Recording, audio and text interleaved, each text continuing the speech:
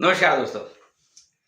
दोस्तों, नवरात्रि के क्रम पर हम इतना सारा दिनों से बोल रहे हैं, लगातार छोटी छोटी बातों की जानकारी दे रहे हैं। इसके साथ साथ ना उत्तर भारत में रामलीलाओं का मंचन भी हो रहा है और हर स्तर पर रामलीला का मंचन होता है। आर्थिक स्थिति के हिसाब से लोग अलग अलग जगह पर रामलीलाओं का मंचन करते हैं। तो है क्या भाई रामलीला? क्या लगता है कहां शुरुआत हुई रामलीला की? भगवान राम का चरित्र और उस चरित्र का लोगों के साथ प्रकटीकरण, वो रामलीला। दोस्तों, एक ऐसा कालखंड था इस देश में जब यवनों के द्वारा इस देश के प्रतीकों को तोड़ दिया गया। जनमानस इतना परेशान हो गया कि जो प्रतीक हमारा मंदिर में देवता बैठा है ना, वो अपनी रक्षा नहीं कर पाता, तो हमारी रक्षा क्या होगी? इस तरह की भ्रांतियां फैलाई गई। एक बख्तियार खिलजी था जी, उसने नालंदा विश्वविद्यालय में उसकी जो पुस्तकालय है ना, उसको जला दिया। दोस्तों, कहते हैं 6 महीने तक वो पुस्तकालय जलता रहा। कितने तरह के ग्रंथ, हजारों लाखों करोड़ों, 6 महीने आग में जलना। अब एक घंटे की आग लगा दो वहां पर ना, बताओ कितनी चीजें स्वाह हो जाती है उसमें। और 6 महीने तक कहते हैं वो पुस्तकालय जला। हो सकता है लकड़ी की अलमारियां वगैरह भी जली उसमें, लेकिन कितना ग्रंथ जला।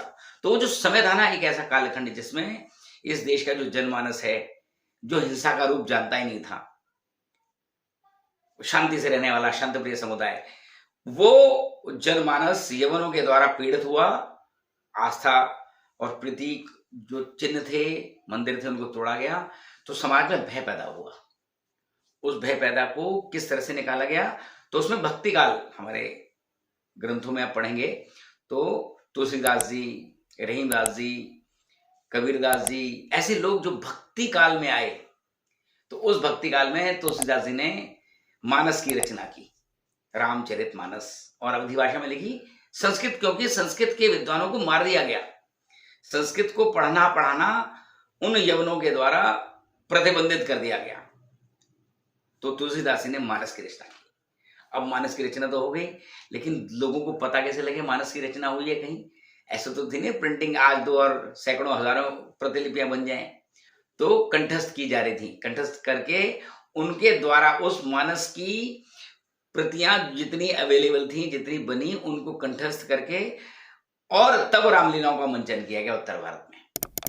उस चौपाइयों को, उस दोहों को बोल बोलकर जनमानस तक पहुंचाया गया। भाई राम तो शाश्वत हैं, मर्यादा पुरुषोत्तम राम, उनकी कहानी पहुंचेगी कैसे जनमानस तक? तो रामलीलाओं का मंचन किया गया। और रामलीलाओं का मंचन तब से शुरू है इस देश में। राम के चरित्र को जनमानस तक पहुंचाना, ये नवरात्रि के दौरान का काम है जी, सारा का सारा। जब नवरात्रि शुरू होते हैं उसमें रामलीला का मंचन भी होता है, और इस तरह से हर जगह पर रामलीला में, रामलीला के द्वारा राम का चरित्र जब बताया जाता है, तो दोस्तों इसमें कहानी बताऊं आपको मैं। अभी कोरोना काल में लॉकडाउन लगा हुआ था, तो उस लॉकडाउन के समय पर ऐसा करा गया जी, पब्लिक घर बैठी है, क्या करेगी? तो जो 90 के दशक में रामानंद सागर पर रामायण चली ना, तो उसका दोबारा प्रसारण की बात की गई कि इसको दोबारा प्रसारित करते हैं। देखो इस देश में भाव की कितना भाव है लोगों के अंदर। तो रामानंद सागर की कोई पुत्रवधू है, उसको ऐसा कहा गया कि भाई तुम्हारे पास जो चीजें हैं, जो वीडियो है, उसको दिया जाए और दूरदर्शन पर चलाई जाए। तो दूरदर्शन के द्वारा ऐसा तय किया गया कि हम उनको कुछ मानदेय के रूप में कुछ रुपए देंगे। मैं पैसे की चर्चा नहीं करना चाहता। तो उनकी मान्यता देखो, उन्होंने कहा नहीं, इसके पैसे नहीं लिए जाएंगे, ये तो दोबारा चलने दो। तो दोस्तों, वो रामायण रामानंद सागर कृत, हम तो तुलसीदास जी की बात कर रहे हैं ना, तो तुलसीदास जी तो उस समय वो रामचरितमानस लिखी। तो कुछ ना कुछ उस तुलसीदास जी का अंश, या तुलसीदास जी की, हम ऐसा कह सकते आत्मा, क्या रामानंद सागर में आई, जो उन्होंने इस समय पर, मैं तो उस पीढ़ी का हूं जी जिस पीढ़ी में वो रामानंद सागर की रामायण आया करती थी। कोरोना के लॉकडाउन में जिस प्रकार की समाज में शांति थी ना जी, उस तरह की शांति हो जाया करती थी 1 घंटे के एपिसोड में। सैकड़ों हजारों एग्जाम्पल ऐसे थे कि रामायण आने वाली है तो टीवी के साफ सज्जा कर दी जाती थी, झाड़ पोछ कर दी जाती थी और बहुत से जगह टीवी की आरती उतारी जाती थी। तो ऐसा जनमानस है इस देश का। और सामान्य जनमानस आज भी ऐसा ही है। किस तरह की जनमानस की बात और रामायण की बात के साथ जनमानस को एक छोटी सी बात बोलकर जानकारी अचानक से आज ध्यान मारी बात। तो इस देश में जनधन खाते खोले गए, बड़ा मजाक उड़ाया कि जनधन खाते किन के लिए खाते खोले जाएंगे, लोगों का तो पैसा नहीं है, क्या एक नई तरह की एक्सरसाइज की जा रही है। हर नई क्रांति को ऐसे ही बोला जाता है ना। दोस्तों आज पता करना अपने अपने स्तर पर कि उन जनधन खातों में कितना पैसा जमा है। जिनकी कल्पना की जाती थी ना, वो खाते फ्री वाले और जीरो बैलेंस वाले खाते, इस देश के बड़े बड़े बैंक, सार्वजनिक बैंक, उन जिन लोगों के बारे में नेगेटिव बोला जाता था कि वो खाते जीरो बैलेंस वाले खाते खोलते हैं, तो जनमानस इस देश का बचत मानने वाला व्यक्ति है। और वो रामलीला और जो क्रम है यवनों के द्वारा पीड़ित था ना जी, वो समाज, उस समाज को दोबारा से ताकत देने के लिए, दोबारा से खड़ा करने के लिए ये रामलीलाओं का मंचन किया गया। और क्रांति तो उस समय पर है दोस्तों। हमारे देश में शादी ब्याह है ना, वो रात में हो रहे हैं आजकल। तो ऐसा थोड़ी था हमेशा रात में होते थे। और उस कालखंड में ऐसा हुआ करता था, डर था। और उस डर में दिन में शादी करने पर स्त्रियों को और महिलाओं को, नववधु को लूट के ले जाया जाता था।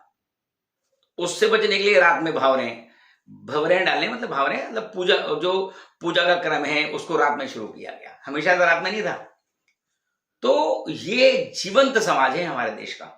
और जीवंत समाज परिस्थिति के हिसाब से बदल जाता है। तो रामलीलाओं का मंचन, अब तो दिल्ली जैसे शहर है, बड़ी बड़ी रामलीलाएं हैं, बड़े बड़े बजट के साथ रामलीला होती है। भाव तो राम का वही है, मर्यादा पुरुषोत्तम, जन जन से जुड़ने वाला। जब उनको वनवास हुआ तो वनवास के समय से लेकर वो पैदल ही पैदल सब जगह सबसे पहले उसने समाज जोड़ा, केवट समाज, सबसे पहला समाज। केवट तो उनका सहपाठी था, मुनि वशिष्ठ के आश्रम में उनके साथ पढ़ता था। वो तो बड़ा भाव हुआ। तो उस केवट समाज को जोड़ते हुए, और जब वो रास्ते रास्ते पैदल पंचवटी पहुंचे, पंचवटी से जब वहां पर रहने के बाद सीताहरण हुआ। और उसके बाद जब वो रामेश्वरम तक पहुंचे हैं पूरे रास्ते में, तो जन जन से मिले हैं, जन जन के प्रतिनिधि बनते हुए, जन जन से मिलते हुए।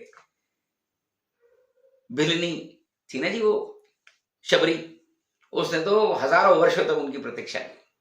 ऐसे ऐसे लोगों से मिले राम। तो उस राम का चरित्र, राम का आदर्श समाज में जाएगा कैसे? वो रामलीलाओं के द्वारा जाएगा। ठीक है, जब हम सब जगह बात करते हैं, इस समाज की बात करते हैं, इस समय की बात करते हैं, कुछ छोटी मोटी चीजें भी होती हैं।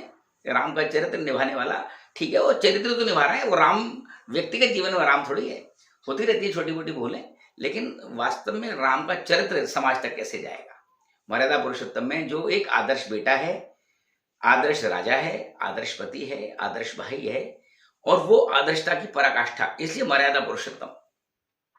तो दोस्तों, नवरात्रि के साथ ये रामलीलाओं का भी, दशहरे का भी त्योहार है।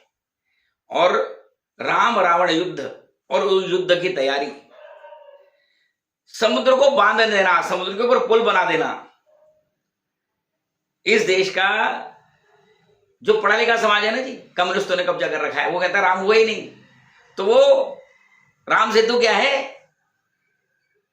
आज भी किष्किंधा जगह जो है, वहां पर राम के और हनुमान जी के मिलने का स्थान है। पंचवटी नासिक में जो है, आज भी है, लक्ष्मण रेखा खींची गई, सैकड़ों उदाहरण, सैकड़ों हजारों उदाहरण। लेकिन राम का जो चरित्र, राम के चरित्र की बात हम सब लोग इस बात को सोचें। और दशहरे पर आपको शुभकामनाएं, और भी राम के बारे में आगे चर्चा करेंगे। धन्यवाद।